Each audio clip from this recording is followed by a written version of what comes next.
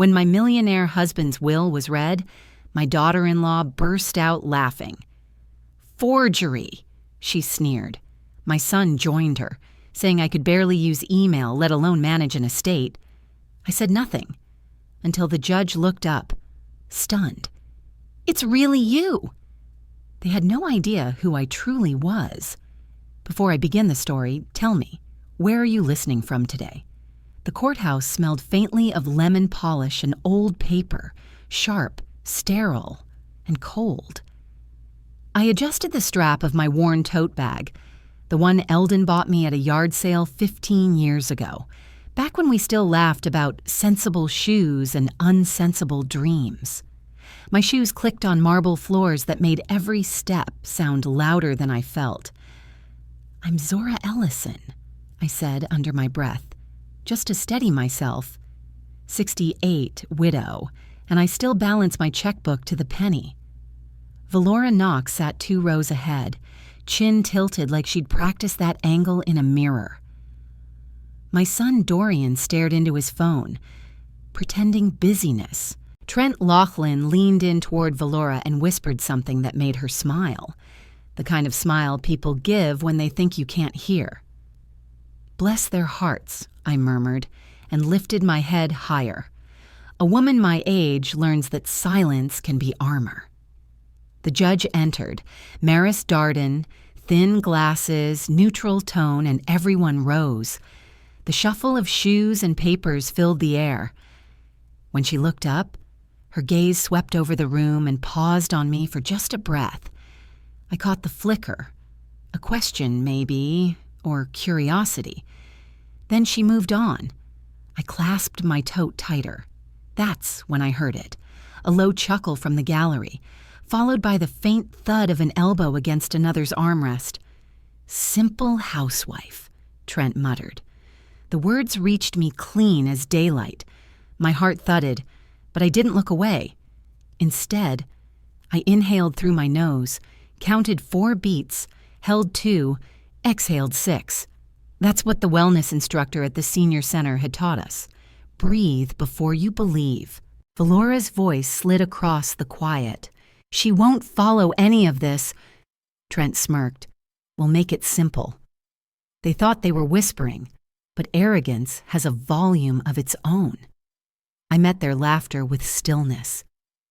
People mistake quiet for weakness.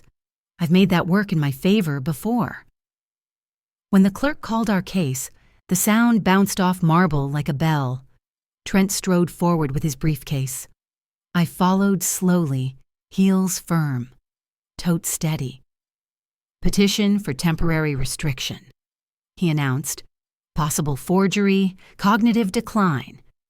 His words fluttered through the courtroom like moths looking for light. I translated silently for myself and for whoever was listening later online. "They're trying to hold my money while calling me unfit." I'd seen this tactic before. Power never likes to let go. My fingers itched for a pen, for something to record the moment. I've always believed in paper. When the gavel struck, the motion moved to review. By the time I stepped into the hallway, the air smelled different. Metallic, mechanical, like fear and toner. I dialed the bank's automated line. A syrupy voice told me, "Your call is important to us." I pressed every number, none of them human. Then my phone buzzed. "Activity under review." My chest tightened, but I didn't flinch. Instead, I whispered, "All right, baby. Let's see what review means." At the neighborhood ATM, the screen glowed red. "Access temporarily restricted pending court review." I read it twice. A couple behind me sighed. "Happens to older folks all the time," the man said. I turned. "Not to me. It doesn't." The cashier nearby asked softly, "Ma'am, you okay?" I smiled. "I'm fine, sweetheart. Just taking notes?" I snapped a photo, time-stamped it, wrote down the case number from my last call. Evidence, clean, factual, unemotional. By the time I got home, the Texas sun had faded to gold. My Westbury ranch house felt too quiet, the air too still. Eldon's photograph sat on the mantel, that same half-grin frozen in time. "Preparation is kindness to your future self," he used to say. I set the photo from the ATM beside his picture and whispered, "You'd like this. Love. It's starting." The phone rang. Ida Halley's office. Voicemail only. I left a calm message. "Evening. Ida. We'll need to discuss an urgent filing. I have documentation." I clicked off, brewed mint tea, and wrote a single line on yellow paper. "If they laugh now, they'll learn later." As the house settled for the night, my phone buzzed again. A bank alert. Case update pending. I looked at Eldon's photo and said quietly, "They think I'm easy to move." I slipped the note into my tote, right next to the receipt folder, and sat back. The automated voice echoed in my head, "Your funds are under protection." I smiled faintly. Then it's time that protection meant me. The morning light slid through the blinds, soft and golden, spreading across the oak outside my window. I rose before sunrise, as I always did when something important weighed on my mind. The kettle hissed while I laid out my yellow pad, fine point pen, and the ATM photo from yesterday. I'd written a line on the top margin. "Paper stands. Feelings fade." I took one long breath and whispered, "All right. Eldon, today's for paperwork, not panic." The bottom drawer of his study creaked when I pulled it open. Inside lay the cream-colored envelope with a red wax seal. Smooth, unbroken. The kind of thing Eldon loved because it demanded patience. My hands trembled only once before I steadied them. "Let's see what you left me, love." When I cracked the seal, it gave a small pop, like a sigh from another time. Inside, his handwriting stood firm and straight. "Z. They'll test your quiet. Be ready with proof." At the bottom was Ida Halley's business card, a handwritten note across it. "Call me anytime." My throat tightened. Even from the other side of the grave, he was still preparing me for battle. I scanned every corner of the envelope, took photos of the edges, logged the seal in my notebook, a habit born from years of running a household and auditing bills. File before you fight. I left Ida a voicemail. "This is Zora Ellison regarding Eldon Ramsey's estate. I need a verified copy of the will, notary logs, and witness affidavits. Call me before noon if possible." My voice came out measured. No tremor, no apology. Eldon would have liked that. Next came my checklist. Executor readiness, personal. In my own handwriting. Deed insurance, retirement accounts. Highlighted for what's frozen and what's free, I said aloud, "Put the copies where your lawyer can reach them faster than your relatives." The kind of thing we used to laugh about at church luncheons. But it wasn't funny now. I slipped a one-page summary into my purse and wrote, "I'm not helpless. I'm methodical." At 10, I called the probate line at the bank, logged the agent's name, the timestamp, and requested a full written explanation for every restriction. "Mail it," I said, "where paper only. Ink frightens lies." By the time I hung up, my tea had gone cold, but my pulse had settled. The drive to Memorial City was steady. I hummed along to gospel radio, traffic smooth under a pale blue sky. My phone buzzed, a text from Dorian. "We should talk logistics." I marked it unread. Not today. "Lord," I murmured, "help me be nobody's fool." I set my phone in the mount and reminded myself, Texas is a one-party consent state. The call came near the freeway ramp. Dorian's name blinked on screen. And when I answered, Valora's voice was already mid-sentence. "Guardianship first, listings next. Once she's declared incompetent, we liquidate the assets." I froze, hands tightening on the steering wheel. Dorian's tone followed, softer, like he was putting sugar on poison. "Mom, it's just so you're not overwhelmed." Baby, I said slowly. Say that again. Slower. I heard Valora's sharp inhale. Don't patronize me, she snapped. I don't intend to, I replied evenly. I'm just taking notes. The silence that followed was brief but heavy, thick enough to hang in the air.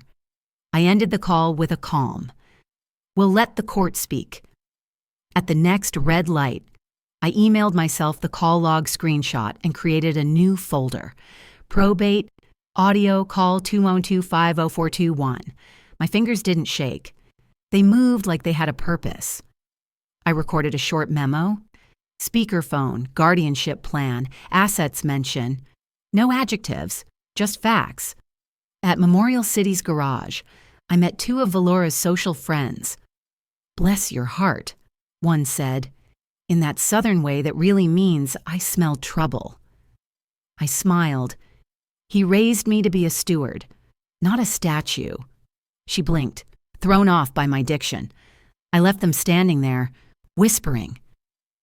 Ida's callback came as I reached the church parking lot. Zora, bring everything. The sealed letter, your ATM shot, and your notes. We'll start building the timeline. Her voice was sharp and sure. And don't waste energy convincing family. Save it for the record. I nodded, even though she couldn't see me. Facts over fireworks, I said. She chuckled. Always. That night, I filed the audio, labeled each piece, and slipped Eldon's letter into a clear sleeve. My hands were tired, but my spirit wasn't. The calendar pinged. Dinner invitation. Thursday, 7 p.m. I stared at the glowing screen until it dimmed. If they wanted a helpless widow at dinner, I said softly, they invited the wrong woman. By late afternoon, my kitchen smelled faintly of mint and printer ink. I sat at the same table where Eldon used to balance our budget every Sunday, a mug of lukewarm tea beside me. The light hit my monitor just right when I found it, the email that had been sitting there since the night of his funeral. The subject line read, Password reset requested. I clicked it open, watching the timestamp appear. 9:12 p.m. The service had ended at 8:40. Someone had been quick. I took screenshots from every angle, the header, the domain, the footer with the tiny legal text nobody reads, but I always do. I printed the call log from that night. 2, voicemail to the church office, unanswered calls to Dorian. Then I wrote across the top of the page, they moved fast, I move documented. My voice to the camera was steady. When folks play cute, you play documented. Feelings pass. Paper stands. The printer hummed like a metronome of reason. I slid the pages into a red folder labeled Wake Night, Do Not Misplace, and tucked it into my tote. When I called Devin Bracken, his voice was brisk but kind. You caught the full headers? Perfect. That gives me the IP trail. I repeated his words back, the way I do when I want to make sure nothing slips. Send the raw. Keep the originals. He laughed softly. You'd make a fine auditor, Miss Ellison. I already am one. I said. He advised me to make a read-only copy on a thumb drive. Good for court. I added it to my checklist, thanked him, and hung up. No small talk. Proof, not pleasantries. 2 days later, my phone chimed. Family dinner, Memorial City, 7 p.m. I changed my lock screen to say, no arguing, only notes. The message was for me, not them. I dressed plainly, a navy cardigan, slacks, flats. When I passed Eldon's photo, I whispered, tonight I listen with both ears. My tote was light but deliberate. Notebook, pen, thumb drive, phone charger, tools, not props. The garage at Memorial City smelled of oil and rich cologne. My reflection in the elevator glass looked calm, composed. When the doors opened, laughter rolled out like perfume. There she is, someone said, that syrupy southern tone that always means trouble. Bless her heart. I smiled, nodded once, and walked through. Dorian hugged me quickly, eyes darting. Mom, glad you came. Of course, I said. Plain talk tonight. At the table, Valora's plates gleamed under soft light, and a phone stand perched like a witness near the centerpiece. I set my tote by my chair, my notebook half open. The first sting came wrapped in politeness. Valora leaned toward a guest. She can keep the lake place until a real adult manages it. The laughter was quiet but sharp. I let 2 beats stretch out, then said clearly, I'm here, yet you're speaking about me. Her smile was sweet and sour. We're just trying to help, Zora. I smiled back. Help doesn't speak in third person. A neighbor asked if all the paperwork had overwhelmed me. I'm not overwhelmed, I said. I'm organized. I wrote down Valora's exact words. The time, the witnesses. The room went still. People always fear a pen more than a fist.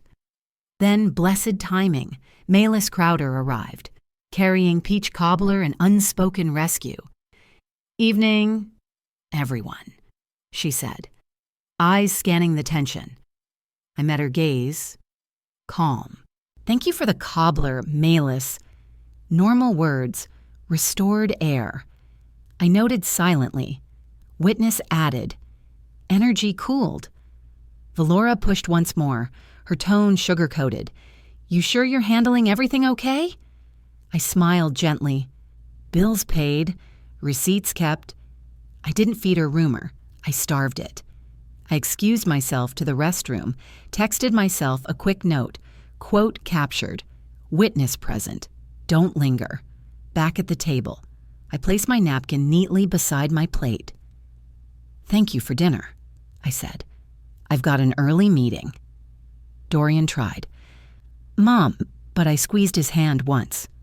We'll talk where truth fits. Then I turned, heels soft on carpet, my silence louder than their small laughter. In the car, I breathed slow and opened my notes. A short voice memo, dinner, Valora, lake house comment, witness, Malis, time 7:43 p.m. Calm restored itself, patient and precise, at home. I filed the new pages beside the funeral reset folder. S5 and S6, cause and proof. My phone buzzed, Harris County Civil, pre-trial date confirmed. I stared at the message until my heartbeat steadied. If they wanted a performance, I said, sliding the red folder shut, they'll get a record. I arrived at the courthouse 10 minutes early. Same tote, same steady hands. The Texas sun bounced off the glass doors, and for a moment I saw my reflection. Older, yes, but unbent. Inside, the security wand chirped at my belt buckle. I smiled at the deputy. Morning, baby. You know the drill. He waved me through. The tote carried what mattered. The red Wake Night folder. My ATM photo. A 1-page timeline. No speeches today. Only proof. Trent and Valora sat whispering near the gallery bench, her perfume chasing the cold air like gossip. Dorian kept his distance, scrolling nothing on his phone. I sat still, hands folded, crossing my ankles like in church. Answer only what's asked. I reminded myself, my mother used to say. If you can't lift the room, don't make it heavier. The clerk called our case. Microphones blinked red. Then Judge Maris Darden stepped in. Her gaze scanned the courtroom and landed on me. A flicker crossed her brow. Then she said softly, "It's really you." The room froze. Valora's smirk faltered. Trent's hand paused mid-page turn. I inclined my head. "Yes, Your Honor." Nothing more. Recognition is an advantage. It's accountability, the kind you earn by showing up when others just talk. Dorian looked up, unsure whether to feel proud or cornered. Trent rose, his voice oily smooth. Petitioner moves to continue the account restrictions, pending review of a recent letter from Dr. Mays. He lifted a crisp sheet. Assessment indicates mild cognitive impairment, confusion around complex financial instruments. Valora leaned forward, hands clasped in feigned concern. "We just want to keep her safe," she said. The judge gestured for the exhibit. "Respondent may review the letter." I held the paper, careful not to crease it. The header looked clean. The footer did not. Modified 1143 My heartbeat slowed, the way it does when clarity cuts through insult. "Your Honor," I said, "may I view embedded properties?" Trent objected.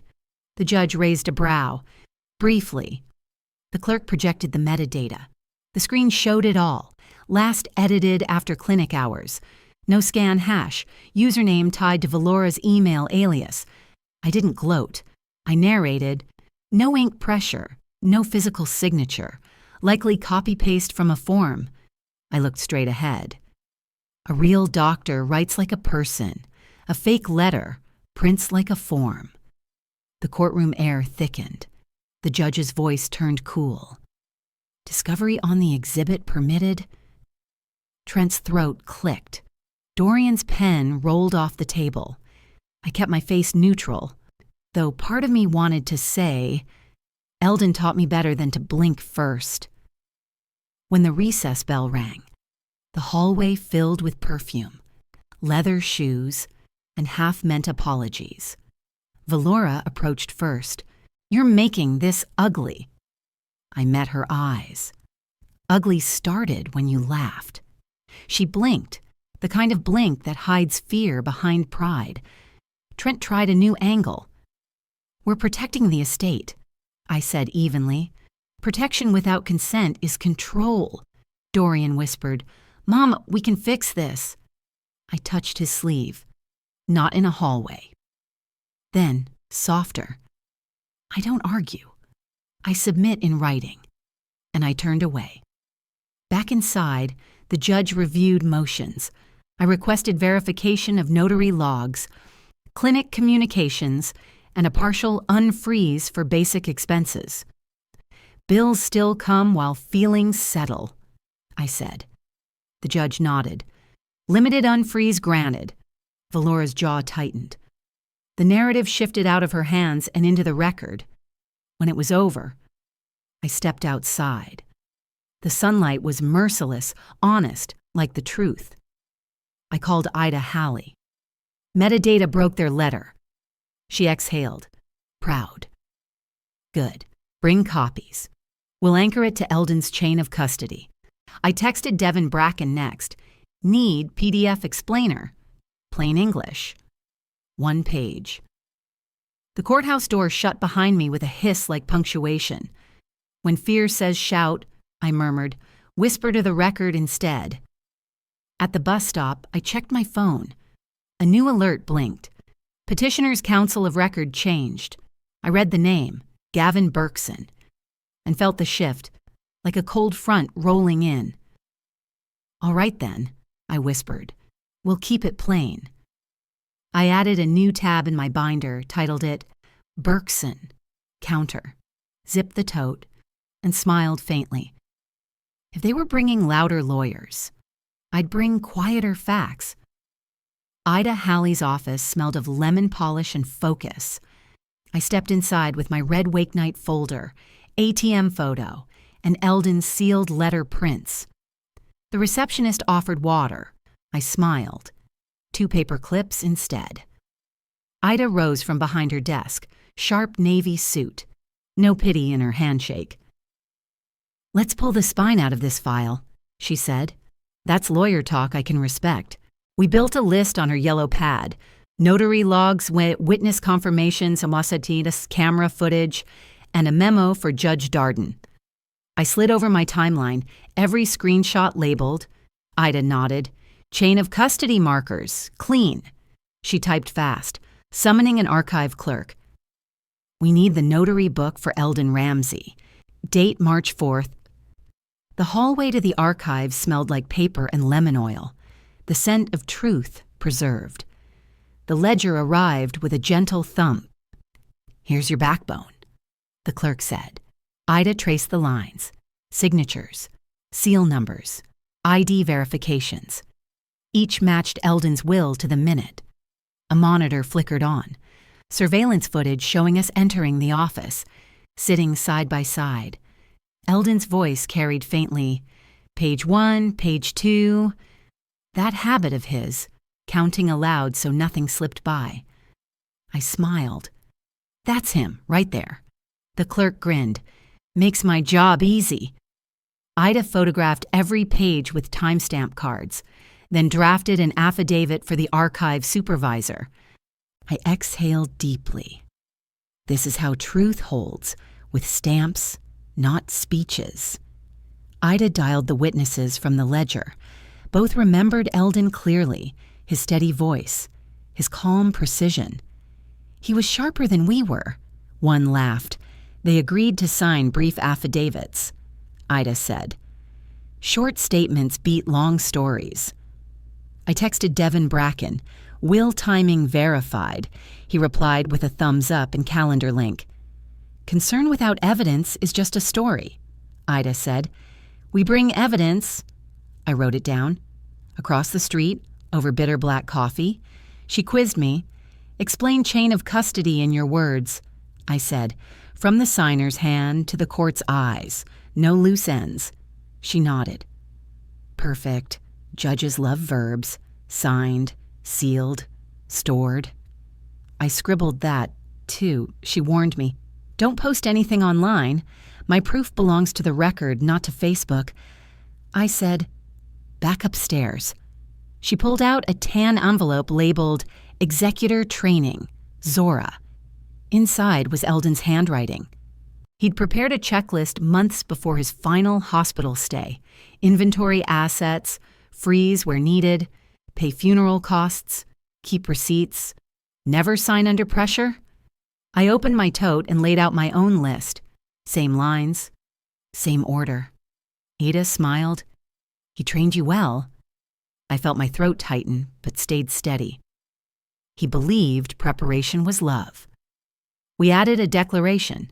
I'd completed executor training with Eldon, 2 years, full documentation. I included proof, utilities paid, insurance kept active, mundane, but irrefutable. Ida said. I just nodded. The word incompetent was losing its hold. An email pinged. Gavin Berkson's name lit up like static. "They want a continuance." Ida said, "Petitioner's new counsel." I sipped the last of my coffee. "They can have volume," I said. "We'll keep verbs." Ida laughed. "Be plainer than ever." At home, I built a thick binder labeled Will, chain plus executor. Tabs neat, notary log, video stills, affidavits, executor letter. I added a summary page, 1 sentence per proof, 2 pens, sticky flags, peppermint candy, grandmother's litigation kit. A neighbor texted, "Need anything?" I wrote back, "Prayer for patience. I'll bring the paper." By sunset, the binder sat by my door, solid as faith. I ran my palm over its cover. "This isn't revenge," I whispered. "It's restoration." Then my phone buzzed. "Devin, headers ready for review tomorrow? Should be straightforward." "Straight facts," I replied. My favorite kind. I taped a checklist beside my desk, turned off the light, and looked at Eldon's photo. "The papers lined up," I said quietly. "Tomorrow, the pixels will fall in line too." Devin's lab smelled faintly of coffee and electronics. 2 monitors glowed with my email headers and call logs, each line of code looking like a trail of crumbs through a forest. "These are your footprints, Mrs. Ellison," he said. I nodded, jotting down what I understood. Header shows the route. Server stamps show when and where. I repeated his words back. Not to impress, but to remember. He circled one IP address, tapping the map beside it. That tower's less than a mile from Memorial City. My stomach tightened. That's where Valora lives. Devin printed a one-page explainer in big, legible type. 3 bullet points. Simple language. Judges like brief, he said, and precise. He handed me a thumb drive labeled Exhibit, headers and a laminated print of the tower map. I signed his receipt. We practiced my one line for court. This map shows where the device was, not what I felt. I smiled. Facts before feelings. Got it. At the courthouse, my binder sat open, tabs lined like soldiers, headers, towers, witness. Gavin Berkson, the new counsel, looked smoother than Trent, but twice as cold. Valora had her pity mask on. Dorian stared at the floor. I sipped my water, pulse steady. When Judge Darden entered, the air seemed to shrink. I inhaled for 4, exhaled for 6. Courts measure proof, not personalities. I reminded myself. Devin took the stand, his calm the kind that fills a room. He explained the map in plain words, how the reset email from the funeral night came from a device connected to the tower covering Valora's building. Gavin objected about range. Devin replied, "One sector covers roughly 3 blocks, probabilities 96%. No drama, just decimals." The judge nodded. Valora's shoulders went stiff. I thought quietly. When data speaks, stories cough. Then came Malis Crowder, the kitchen witness. Her hands trembled slightly as she swore in. "I remember because the clock chimed 9, she said. Valora told her mother. I already reset it. She described where everyone stood, even the half-empty punch bowl on the counter. Gavin tried to rattle her. "Why didn't you say this sooner?" Malis looked him dead in the eye. "Because I thought family would do right." Silence filled every corner. Dorian swallowed hard. Gavin pivoted. "Mrs. Ellison performs calm to manipulate perception," he said, pacing like a man selling bad insurance. "She's cunning, not confused." I didn't flinch. He asked for a new psychological evaluation for relational distortion. The judge raised an eyebrow. Medical grounds? He had none. I kept my hands folded, binder untouched. Protection without consent is control, I told Trent once, still true today. When the moment came, I stood. "Your Honor, may I respond?" She nodded. I laid a photo on the table. Me at a compliance seminar years back, lecturing on audit ethics. "This badge and training remain active," I said. "I understand documents. I don't need to yell to understand them." The judge looked up. "It speaks to capacity." Valora's face faltered. Dorian blinked like he'd never met me before. The ruling came steady and clear. Judge Darden allowed the data exhibits, confirmed my authority to manage household expenses, and denied Gavin's request for delay. "You pled urgency. You live with it," she said. I noted every date twice, once on paper, once in my phone. I mouthed a quiet thank you to Devin and Malis. Outside, the air hit warm and wide. Reporters waited for noise. I gave them none. I faced the camera instead. We used one page and plain words. That's enough when it's true. My phone buzzed. A message from Ida, settlement offer incoming. Then another from Gavin, amicable resolution proposal, percentage division and non-disparagement clause. I typed 5 words. Facts don't fear the light. The sun climbed higher, bright against the courthouse stone. I slid the map into my binder and zipped it shut. Paper and pixels, hand in hand. For the first time in months, my hands didn't shake. The kitchen light felt gentler that morning, the kind that makes you think before you act. I reread Gavin Berkson's email, a settlement proposal. dressed in civility but soaked in control. A percentage cut and a gag order. I'd seen those before in corporate life, where silence was a currency. I typed 5 words. Facts don't fear the light. Attach the lawful recording, that speakerphone slip from weeks ago, and Devin's 1-page map summary. Then I hit reply all. No heat, no sarcasm, just light. I stood there, hand flat on the counter, breathing through the quiet hum of the refrigerator. Minutes later, my phone rang. Good, Ida said before I could speak. You didn't argue. You clarified. She was already drafting a notice of exhibits so my email would live on the docket, not the rumor mill, if Gavin tries to spin this, she continued. Remember, petitioners called this urgent, and urgency doesn't get to hide behind hush money. I wrote that in my notebook. Urgency doesn't hide. Ida reminded me, keep every channel professional. Family is for healing, not litigation. I promised her I would. Then I packed my tote, binder tabs straight, pens checked, soldier's readiness in a widow's hands. By noon, the courthouse air smelled of paper and tension. Gavin rose before the judge could sit, calling my reply all an act of aggression. Ida stood calmly. Your Honor, respondent shared exhibits already referenced in open court. Nothing new, just organized. I stayed seated. No reaction. The judge flipped through the notice of exhibits, her brow lifting at the highlighted clause about non-disparagement. Then her voice, Counsel, this looks less like protection than a muzzle. Valora shifted in her seat. Dorian rubbed his temples. Gavin's tone stumbled. All polish gone. Ida handed the judge my email and exhibit list. The 5 words stood clear. Facts don't fear the light. The courtroom went still. This court prefers daylight, Judge Darden said evenly. Offers inconsistent with the will and record will not stand, I thought. Sometimes justice whispers, and that's loud enough. Then came the gavel's colder note.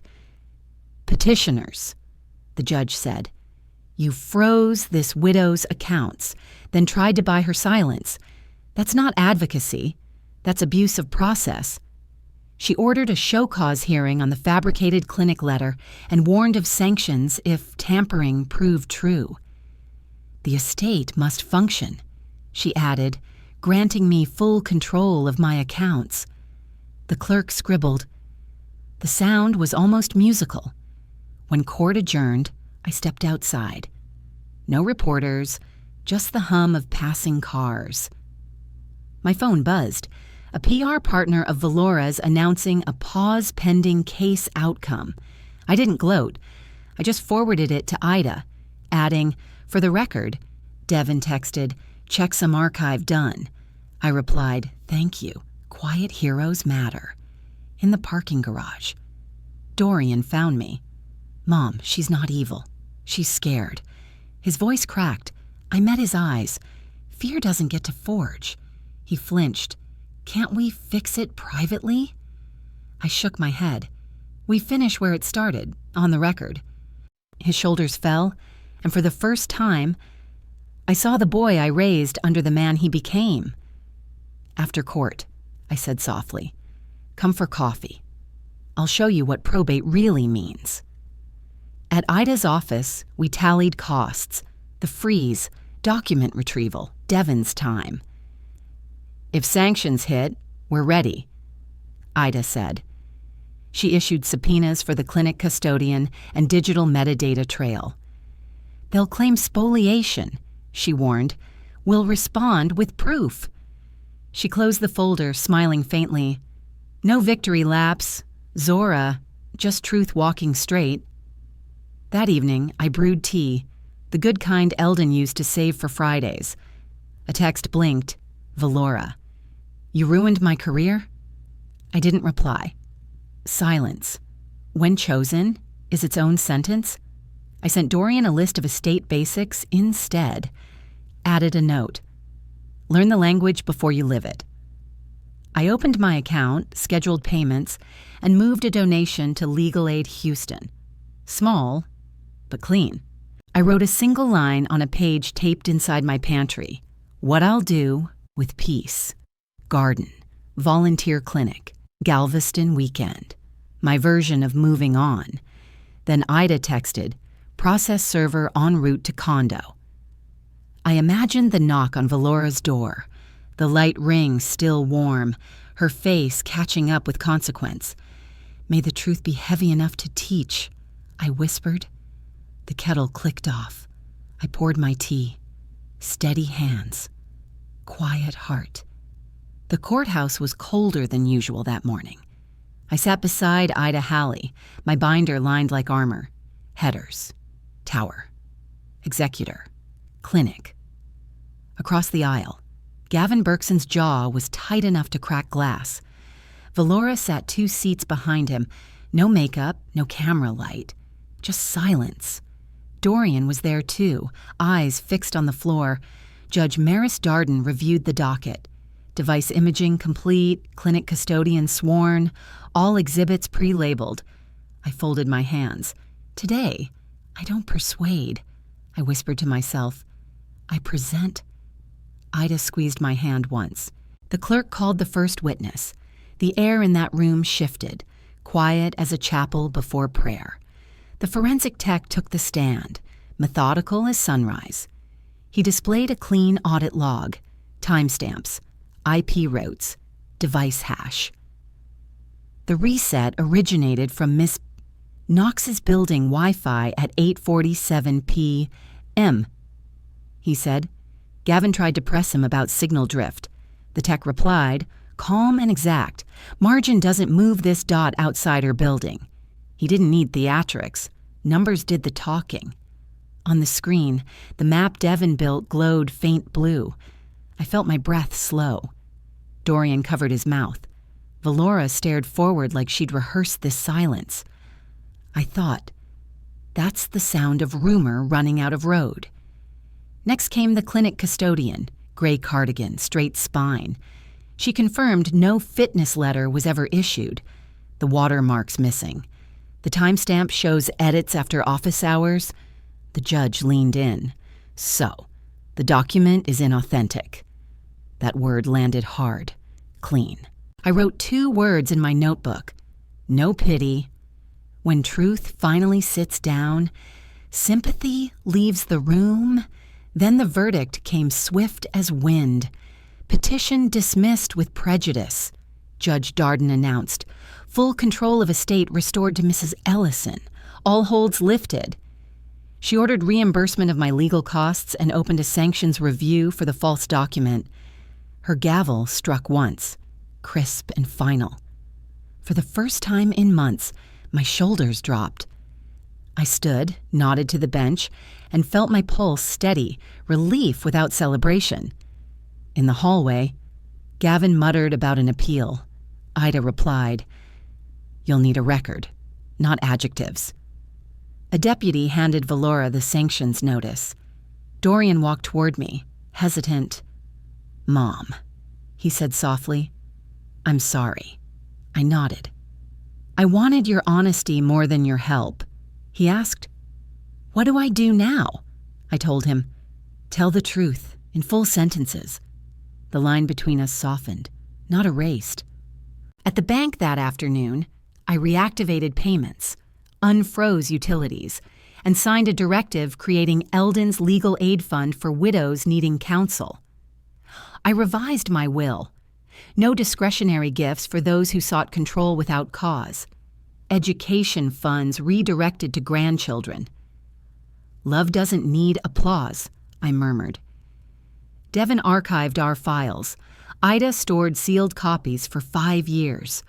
At church, I reserved the hall for a workshop, Executor Basics for Widows.